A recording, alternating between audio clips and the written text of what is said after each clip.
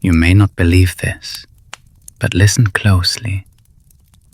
Deep in the forests of Java, where the trees grow thick and the night swallows every trace of light, there is a spirit feared by every parent, whispered about in trembling voices. She is called Wewe Gombel. She does not knock. She does not call. She takes what is left unguarded, what is forgotten, what wanders alone. Children vanish, and in their place, only silence remains. Some say if you wander too close to the forest after dusk, you might catch a glimpse of her hair, long and black as shadow, flowing like a river of night. And if you hear soft giggles carried by the wind, it is already too late. The legend of Wewe Gombel comes from the villages of Java, Indonesia, centuries ago. These villages lay hidden between misty hills and dense forests, where the wind carried secrets and shadows seemed alive. Children were warned never to wander alone, not because of wild animals, but because of spirits that prowled the night. Wewe Gombel emerged as a cautionary tale, a spirit born from grief, neglect, and vengeance. Some scholars believe her story was meant to remind parents of their duty, warning that children left uncared for could disappear, lost to the unknown. Her tale was told around fires, in hushed tones, often at night when children were tucked in tight. Do not stray, do not wander, parents whispered, or she will take you. Over time, the story grew. It adapted. She became not only a warning, but a shadow in the imagination, the embodiment of fear, loneliness, and sorrow. Every village had a story, and every story added a new layer to her legend. Some say she was born from sorrow so deep that even the forest itself mourned with her. Others say she was a mother scorned, whose grief twisted into wrath, becoming something neither fully human nor spirit. Long ago, before she became a spirit, there was a woman, ordinary in appearance, extraordinary in sorrow. Her name has been lost to time, remembered only as the one who became Wewe Gombel. She lived in a small village, among people who never understood her, gentle with children, yet scorned by adults. Some whispered that she was jealous, unable to bear the laughter she could never have. Others said she grieved too deeply, openly, for the children she loved but could not keep. Night after night, she walked along forest paths, singing softly. Her voice was swallowed by darkness. She sought warmth, companionship, understanding, but found only rejection. One night, despair overtook her. Consumed by grief and rage, she disappeared into the forest, leaving her home empty. Villagers called her name, but found only cold, silent rooms and the echo of wind through the trees. From that despair, she transformed. Hair black as night, skin pale like moonlight, eyes hollow and burning, hands slender, yet swift enough to snatch a child in a heartbeat. She became neither living nor dead, a shadow with sorrow and malice intertwined. Some say she still feels the pain of what she lost, but it has become a weapon. When the woman disappeared into the forest, she did not walk as mortals do. The wind seemed to bend around her. The trees whispered her name. Legends say she found a sacred well, an ancient place where spirits lingered and mortal souls were tested. She offered her humanity, her sorrow, her voice, her life, in exchange for power. The transformation was agonizing. Her body elongated, her skin turned pale as moonlight, her hair became black as the void itself, falling like a waterfall of shadow. Her eyes burned like embers, searching for the innocent, the lonely, the lost. From that moment, she was neither fully human nor fully spirit. She became Wewe Gombel, a shadow walking in the night, a curse bound by grief, a hunger that would never be sated. At first, the villagers noticed small things: a child missing a toy, a window left slightly ajar, a faint giggle echoing through the trees. Then the disappearances began.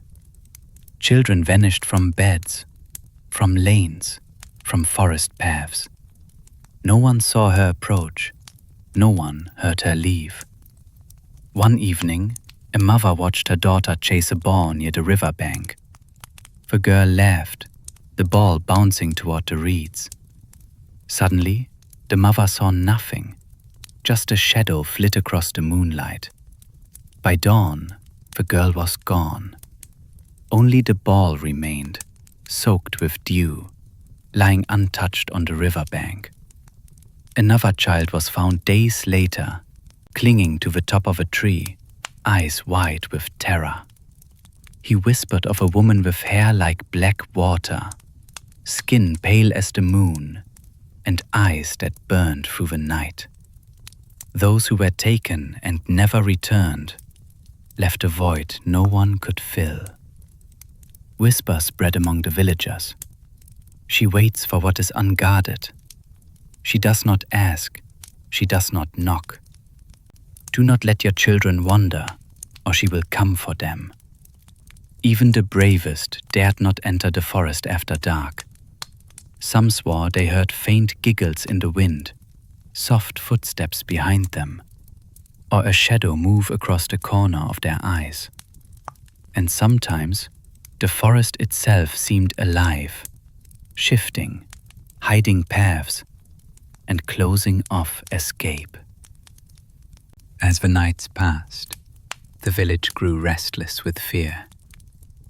Children no longer played outside after dusk. Windows were bolted tight. Cradles were chained to beds. Even in the day, parents kept a wary eye on every shadow, every flicker of movement. Stories spread of children wandering near the forest, then suddenly vanishing. A young boy was chasing a cat along the riverbank. A soft humming drifted from the trees.